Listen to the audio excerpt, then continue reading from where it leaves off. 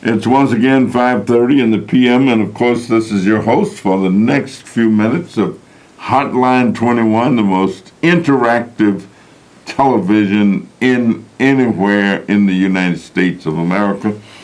And of course, if it's in the United States of America, that means it's worldwide. And so there's nothing involved with television that's more interactive than Chicago Access. And we thank you so much for viewing. We also thank you for your input, for your calls, and all of those things. It's just a great way to spend a few minutes. Well, you know me, it's just public policy week. We've been home the whole week, which means I have not been to Washington, D.C., but I've had some very interesting times in Chicago. Last night was just a fascinating night for me, because I was with the Near North Health Corporation. They've got 8 different clinic sites in the metropolitan area of Chicago, and they provide great health care to thousands and thousands and thousands of low and moderate income people who without them would have difficulty knowing where to go. They'd have to go and sit in the waiting room over at the county hospital and be treated as charity patients or medically indigent.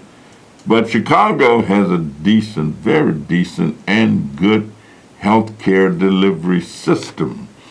And once we get that new trauma set up out at the University of Chicago, that closes one of the few gaps that really exist in terms of access points and delivery mechanisms. Well, we talk about everything. There is going to be an election, so we have to urge people to vote. I don't try and tell people who to vote for. My mother used to tell us to let your conscience be your guide on anything that you do. She was a profound woman with a lot of what we call mother wit. She only finished the 8th grade in terms of school, but she had what we call mother wit. And my father, I guess, had as much mother wit as she did, because he finished the 4th grade. But he knew all kinds of things and all these little, like he used to tell us, say, I want you boys to understand that you ought to prepare for war in the time of peace. And me and my brothers would be trying to figure out what war we going to be into, what kind of war. But it really meant the war of life. That life in and of itself is a struggle. But if you struggle with gusto, and you know that you're going down the right path, it doesn't matter about the struggle, because you can then rejoice in the victory. I tell people that work is necessary, that you cannot experience the glory without first having the power. And that if you look at the Lord's Prayer, even for those who are Christians and adhere to Christianity and use Christian principles, you will note in the Lord's Prayer it says, give us the power, then the glory. And that you can't really experience the glory without first exercising the power. Well, I'm a man of words, a lot of them. But I have a gentleman here with me who is really a man of words. And we are so delighted because I was at an anti-violence rally last Saturday over on Roosevelt Road, and Dennis Deere and Bob Steele and Michael Scott, all of that leadership over there in the 24th Ward area, were out there with the Omega fraternity and a lot of other folks, and we just had ourselves a good time. But one of the great times was having the opportunity to listen to Brother McGrew, who did one of his poems, and I asked him if he would come and join us this afternoon. Thank you so much for being with us, sir. Thank you, Congressman Davis. Let me ask you before you do the poem, how did you get engaged and involved with spoken word activity? Started writing poetry when I was 10 years old. I've been writing constantly ever since. I write poetry about social issues, about issues that have a profound effect on all people. Well, you know, I always say that a poet has advantage over the rest of us because a poet can put in a few words what it might take a prose writer pages and pages to write in order to convey that same thought. True. Or to get that same idea across. But a poet can condense it and shape it up in such a way that you get the feel of it and for it. Now, I don't know if you do best sitting or if you want to stand as you do this. I'm sitting. All right. We ought to be able. But I asked him if he would do one of his pieces for us this afternoon. He consented, and he's here. And in your own way, tell us what the piece is about, and then let's hear. Okay, thank you. I'm a substance abuse counselor at Cook County Jail, Division III Annex, also employee of Deer Rehab Services. Many young people in the beginning would talk about the block.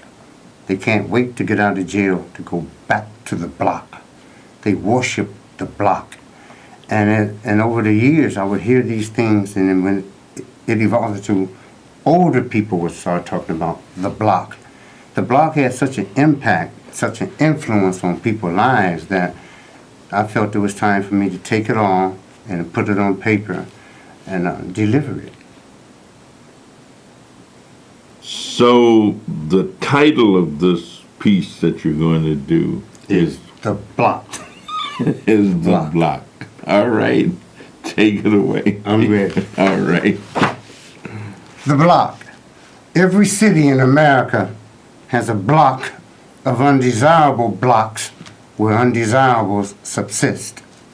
Children on the block pray like this: Our Father, who art, who knows where, cursed be thy name, to kingdom come. You feel me? Amen.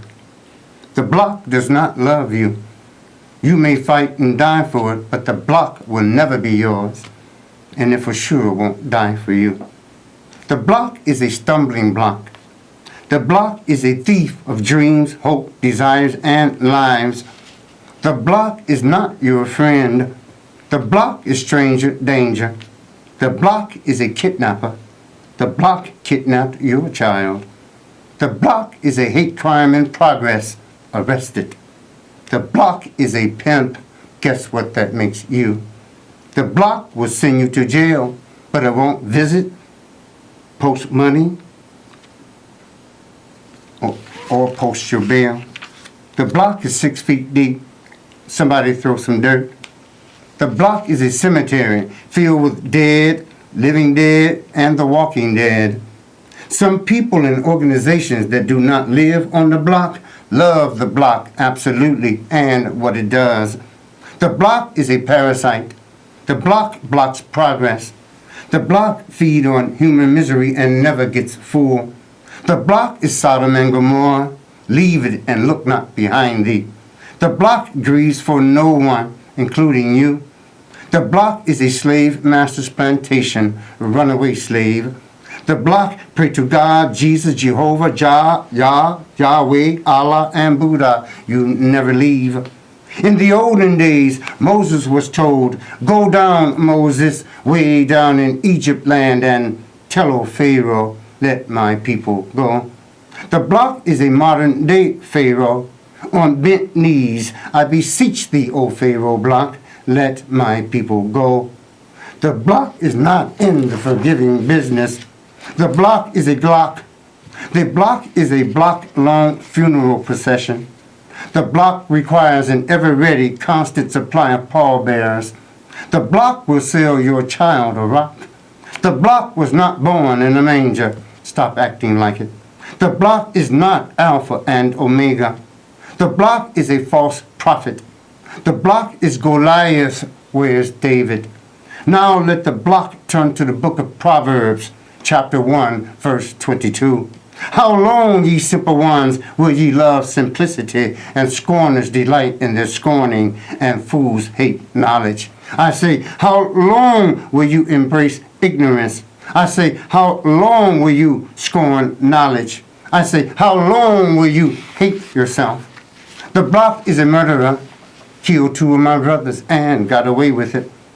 The block killed my aunt, killed my mother, killed my son, killed my father, killed my nephew, killed my uncle, killed my niece, killed my daughter, killed my wife, killed my husband, killed my sister, killed my grandmother and grandfather, killed my neighbor, killed my neighborhood, killed my spirit.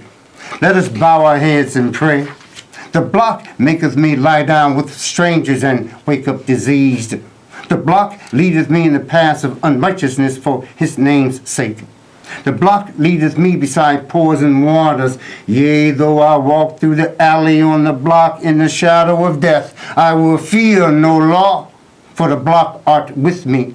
My favorite drug, including alcohol, will comfort me. In the midst of the congregation on the block, I will praise thee, O block. The block prepares the cold, bare, steel table at the morgue for me. The block anointeth my cup with ignorant oil, and my cup runneth over. Surely evil and wrongdoing shall follow me all the days of my short life, and I will dwell in a house on the block forever. Hallelujah. Satan, get thee behind me, and watch my back, saith the block. And though the block be unmerciful, unloving, uncaring, unrelenting, undesirable, unpleasant, unmitigated, unjust, unkempt, unkind, unmanly, unnecessary, unpredictable, unprincipled, unproductive, unreasonable, unreliable, unrestrained, unruly, unsafe, unsanitary, unsavory, unscrupulous, unseemly, unsightly, unsociable, unsound, unstable, unsuitable, unthinkable, untidy, untrue, unusual, unwarranted, unacceptable, unappeasable, unattractive, unbalanced, unbearable, unbecoming, uncharitable, uncivil, uncompassionate, uncompliant, incomprehensible, unconscionable, uncouth, unctuous, undoing, unethical, unfair, unfeeling, unfit, unhospitable, unnatural, unpardonable, unprincipled, and unholy. I bow down to thee, O Pharaoh block. All together now, let the block say, Amen. And I say, Amen. Thank you, Amen. Congressman Davis. Well, let me thank you for that. And let me ask our viewers if they have any reaction to it. And if so, give us a call at 312-738-1060. And you can tell us your reaction to what I consider to be a very magnificent piece of work. I hope that you're able to get it published, because I think it is publishable. I think it is readable, and that thousands of people hopefully will get an opportunity to have it in their possession and be able to read and derive meaning from it as they read it. Let me ask you, do you do appearances, like a lot of people have meetings, church meetings, block club meetings, fraternity, sorority, every kind of program. And sometimes some of the program stuff gets to be a little stale and gets to be a little regular. Are you available for those kind of events and all? Yes, I am. I'll be at the event next Thursday evening. All right. Over in Austin. Yes, sir. Yes, I'll be there. All right. Well, we look forward to that one. And let's get it. We got a caller coming. Sure. Caller, are you there? Yes, caller, go right ahead. Yes, my name is Larry McCune, and I'm so thankful and grateful for the brother to come on and read his poem.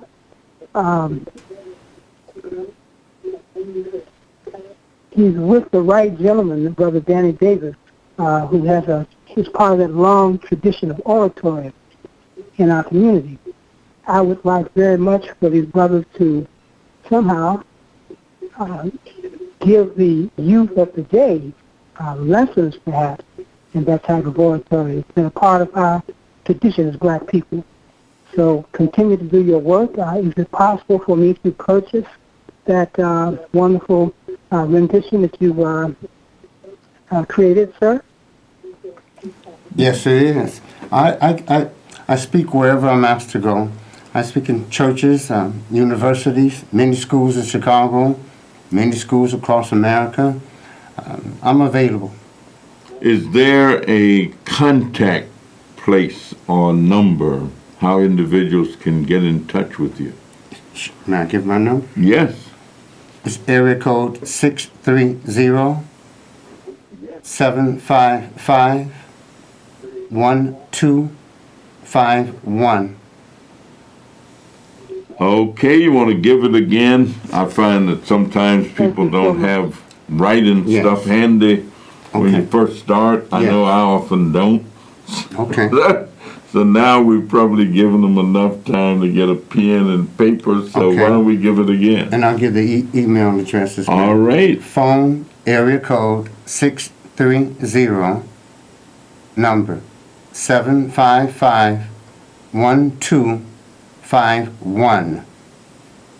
Email jcmcgrew1 at gmail.com. All right, so we kind of know now how to be in touch and how to reach Mr. McGrew. And I want to thank you, caller, for your call and for your inquiry. And we really appreciate it.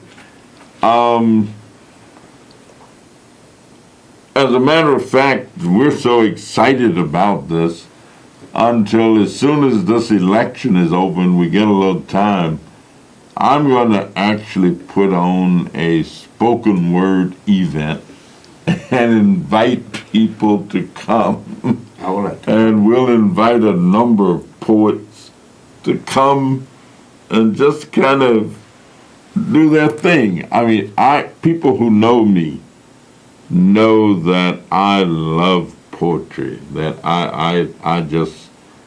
if I see a piece or hear a piece or whatever, I can kind of feed off of it for a while, and somehow or another it helps to guide. I gave a speech this morning out in Oaklawn at the Oaklawn Hilton at the One Church, One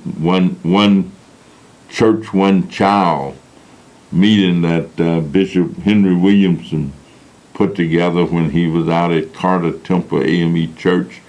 Now it's a national program, national organizations. The CME Church promotes it vigorously, and it's in many of their churches. And I just kind of ended my comments with the words of James Weldon Johnson. That's where we got our Black National Anthem from. And I find that people still like to hear it, and some people like to sing it, but I find that too many of our people don't know it. And they know lift every voice and sing when you get through with that. Well, maybe earth and heaven rings. Yes. But when you get beyond that, they just never took the time to internalize it, and they certainly didn't go through the end of it. I mean, the end, I think, is so profound when it says, God of our weary years, God of our silent tears, thou who hast brought us thus far on the way, thou who hast by thy might led us into the light, keep us forever in thy path, we pray. Lest our feet, O God, stray from the places where we met thee, lest our hearts, drunk with the wine of the world, we forget thee.